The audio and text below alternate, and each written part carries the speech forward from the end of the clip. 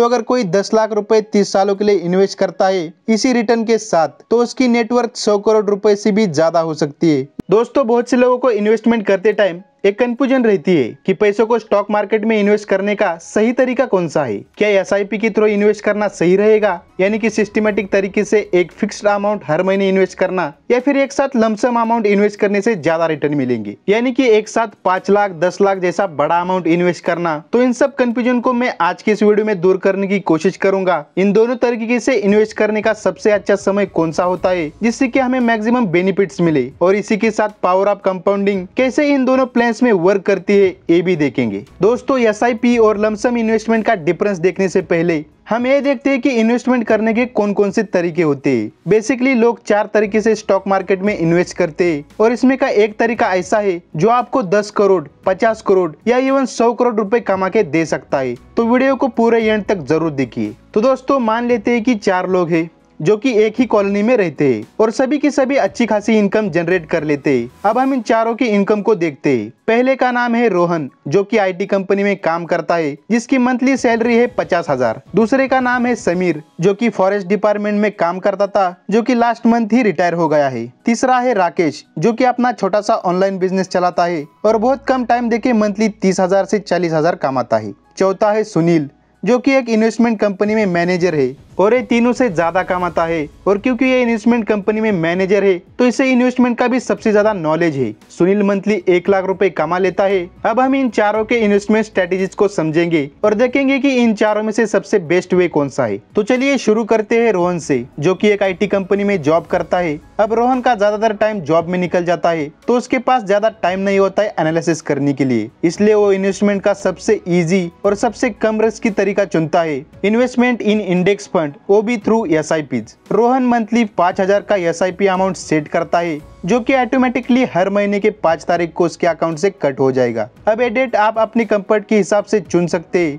अब आपने ये तो देख लिया कि रोहन ने कहां पर कितना अमाउंट कैसे इन्वेस्ट किया। अब उसे इस एसआईपी से क्या फायदा हुआ ये हम सब डिस्कस करेंगे, लेकिन अभी नहीं। पहले हम समीर, राकेश और सुनील के इन्वेस्टमेंट स्ट्रेटेजी को भी देखेंगे, फिर कंक्लूड करेंगे कि सबसे ज्यादा अच्छी स्ट्रेटेजी किसकी रही। तो अब बात करते हैं समीर की। जैसे कि मैंने बताया था कि समीर फॉरेस्ट डिपार्टमेंट में काम करता था और अब वहां से रिटायर हो गया है, और उसे अपने रिटायरमेंट के लिए गवर्नमेंट से 10 लाख रुपए भी मिल चुके हैं, जिसे कि समीर ने इन्वेस्ट करने का प्लान किया है 10 सालों के लिए। स्टॉक मार्केट में रिस्क को देखने के बाद वो डिसाइड करता है कि वो भी इंडेक्स फंड में ही इन्वेस्ट करेगा। समीर इस फैसले के बाद तुरंत ही एक ऑनलाइन ब्रोकर के साथ एक डीमैट अकाउंट ओपन करवाता है और अपने 10 लाख रुपए को इन्वेस्ट कर देता है। वैसे अगर आप भी स्टॉक मार्केट में इन्वेस्ट करना चाहते हो तो आपको एक डीमैट अकाउंट की जरूरत होगी, जिसके लिए मैंने नीचे डिस्क्रिप्शन में लिंक दी हुई है, जहां से आप अपना फ्री में डीमैट अकाउंट स्टार्ट कर सकते हो। अब देखते हैं कि समीर ने कब इन्वेस्ट किया था और उसका क्या हुआ। समीर ने अपना अमाउंट इन्वेस्ट किया था 2007 में।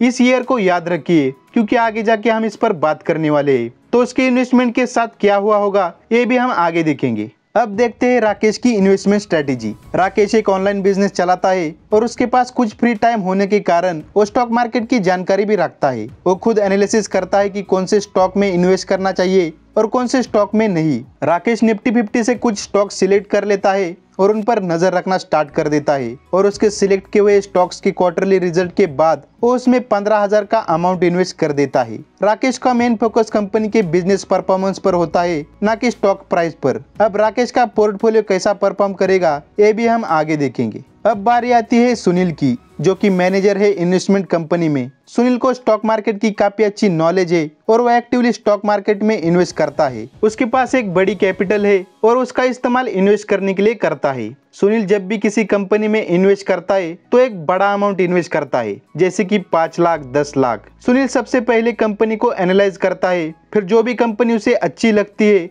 उसमें वो एक बड़ा अमाउंट इन्वेस्ट कर देता है, फिर उसे लॉन्ग टर्म के लिए होल्ड करता है। उसके पोर्टफोलियो में मैक्सिमम मिड कैप या स्मॉल कैप कंपनीज होती है। वैसे जिन लोगों को नहीं पता तो मिड कैप या small cap companies medium size या स्मॉल साइज कंपनीज को कहते हैं। अब दोस्तों, हमने चारों की इन्वेस्टमेंट स्ट्रेटेजी देख ली। अब हम ये देखेंगे कि इसमें से सबसे बेस्ट स्ट्रेटेजी कौन सी है। तो इसके लिए हमें चारों इन्वेस्टमेंट के रिजल्ट देखने होंगे। तो चलिए सबसे पहले देखते हैं रोहन की स्ट्रेटेजी कैसे प्ले आउट हुई है, जो कि थी SIP इन इंडेक्स फंड। दोस्तों ये है निफ्टी 50 का पिछले 10 साल का चार्ट। हमें मान लेते हैं कि रोहन पिछले 10 सालों से इन्वेस्ट कर रहा है, क्योंकि वो SIP कर रहा था तो उसने हर तरह के मार्केट कंडीशन में इन्वेस्ट किया होगा। जब मार्केट ऊपर था तब भी रोहन ने इन्वेस्ट किया होगा, जब मार्केट नीचे था तब भी रोहन ने इन्वेस्ट किया होगा। इससे उसकी बाइंग प्राइस एवरेज हो जाती है और उसे अच्छा रिटर्न मिलता है। रोहन ने मंथली 5000 इन्वेस्ट किए थे तो वो टोटल 10 सालों में 6 लाख रुपए इन्वेस्ट करता है, जिससे कि उसका फाइनल अमाउंट 13 लाख हो जाता है। अब आप लोग देखोगे तो जो रिटर्न रोहन को मिला है वो है 13% और ये रिटर्न FD,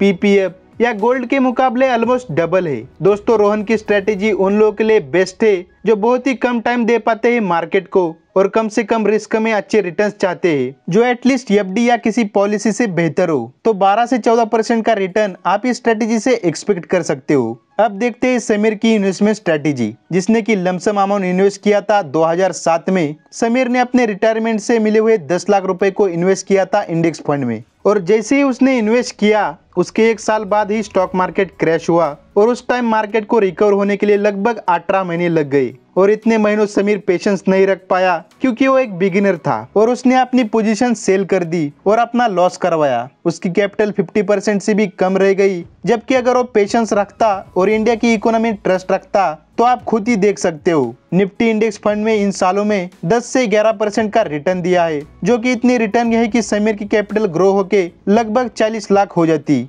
यानी कि 4 गुना हो जाती। तो समीर की स्टोरी से हमें 2 बातें सीखने को मिली। नंबर 1 कि हमें लमसम अमाउंट इन्वेस्ट करने से पहले मार्केट वैल्यूएशन को देखना पड़ेगा, ताकि हम ओवरवैल्यूड मार्केट में इन्वेस्ट ना कर दे और पैनिक में आके उसे सेल ना कर दे। नंबर 2 है कि अगर हमने ओवरवैल्यूड मार्केट में इन्वेस्ट कर भी दिया है और उसके बाद मार्केट क्रैश हो जाता है तो हमें डरना नहीं है, क्योंकि हम इंडेक्स फंड में इन्वेस्ट कर रहे हैं तो इनडायरेक्टली हम इंडिया की इकोनॉमी में इन्वेस्ट कर रहे हैं। इसलिए टेम्पररी अप्स एंड डाउन्स की हमें चिंता नहीं करनी चाहिए। ये इन्वेस्टमेंट स्ट्रेटेजी फर्स्ट स्ट्रेटेजी से थोड़ी डिफिकल्ट है, सो इन्वेस्ट अकॉर्डिंगली। वैसे देखे तो सेफ्टी इसमें भी सेम है, लेकिन रिटर्न कम ज्यादा हो सकते हैं। अब थर्ड यानी कि राकेश की इन्वेस्टमेंट स्ट्रेटेजी को एनालाइज करते हैं और देखते हैं कि ये स्ट्रेटेजी किन लोगों के लिए स्टेबल रहती है और कितना रिस्की है इन्वेस्टमेंट स्टाइल। तो राकेश का इन्वेस्टमेंट स्टाइल है लार्ज कैप स्टॉक में इन्वेस्ट करने का, वो भी क्वार्टरली रिजल्ट्स के पब्लिश होने के बाद। मार्केट में इंडेक्स फंड के बाद अगर कोई सेफ इन्वेस्टमेंट है तो है लार्ज कैप स्टॉक्स। ये कंपनी 15 से 18% रिटर्न देती है लॉन्ग टर्म में।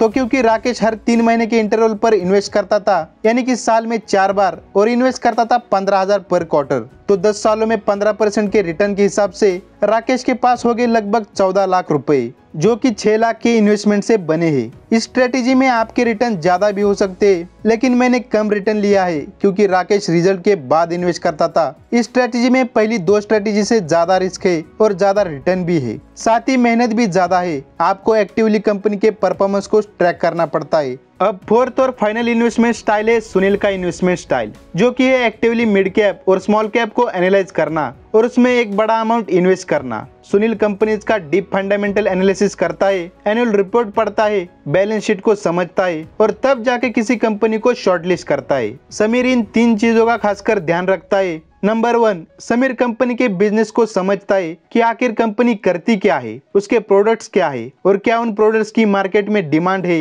यानी कि क्वालिटेटिव एनालिसिस करता है। सेकेंडली, समीर जिन कंपनीज को एनालाइज करता है उसकी मैनेजमेंट को चेक करता है और लास्टली वो नंबर भी देखता है, जैसे कि valuation, PE ratio, profit loss, sales etcetera देखता है। इस सब के बाद ही वो एक बड़ा अमाउंट इन्वेस्ट करता है लॉन्ग टर्म के लिए। उसने कई सारे मल्टीबैगर स्टॉक्स ढूंढे हैं अपने करियर में और उसकी capital year on year increase होती जा रही है। वो 25 से 30% के CAGR रिटर्न अपनी इन्वेस्टमेंट पर जनरेट कर पा रहा है। तो अगर कोई 10 लाख रुपए 30 सालों के लिए इन्वेस्ट करता है इसी रिटर्न के साथ, तो उसकी नेटवर्थ 100 करोड़ रुपए से भी ज्यादा हो सकती है। लेकिन इस स्ट्रेटेजी में जितना हाई रिटर्न है उतना ही हाई रिस्क भी है। वो इन्वेस्टर जिनके पास कंपनीज को एनालाइज करने का टाइम है वो इस स्ट्रेटेजी को यूज कर सकते हैं, लेकिन उन्हें काफी कुछ सीखने की जरूरत होगी। इन्वेस्टमेंट रिलेटेड बुक्स पढ़नी होगी और इन्वेस्टमेंट सीखनी होगी, जो कि आप इस चैनल पर सीख सकते हो। आपको बस चैनल को सब्सक्राइब करना है और बेल का आइकन दबा देना है। तो दोस्तों जल्दी से जल्दी इन चारों स्ट्रेटेजीज को रिवाइज कर लेते हैं। फर्स्ट है SIP इन इंडेक्स फंड। इसे कोई भी कर सकता है जिसे मार्केट को बहुत कम नॉलेज है और टाइम भी उतना नहीं है। चारों में से ये सबसे कम रिस्क स्ट्रेटेजी है और गोल्ड PPF से ज्यादा रिटर्न दे सकती है। सेकंड है lump sum amount in index fund. इस स्ट्रेटेजी का यूज वही करे जो प्रेशर हैंडल कर सकते हैं, पेशेंस रख सकते हैं वॉश कंडीशन में। थर्ड है SIP इन स्टॉक्स। इस स्ट्रेटेजी में रिस्क पहली दो स्ट्रेटेजी से ज्यादा है लेकिन रिटर्न भी ज्यादा है। इसमें आपको थोड़ा फंडामेंटल एनालिसिस करना आना जरूरी है। फाइनल है lump sum amount in small cap and mid cap stocks. इस स्ट्रेटेजी में हाईएस्ट रिटर्न है और ये आपको मल्टीमिलियनर बना सकती है, लेकिन इसके लिए आपको डीप एनालिसिस की जरूरत होगी और आपका रिस्क एपिटाइट भी अच्छा होना जरूरी है। तो आई होप कि आपको इस वीडियो से कुछ सीखने को जरूर मिला होगा। तो मिलते हैं नेक्स्ट वीडियो में। Finally thanks for watching.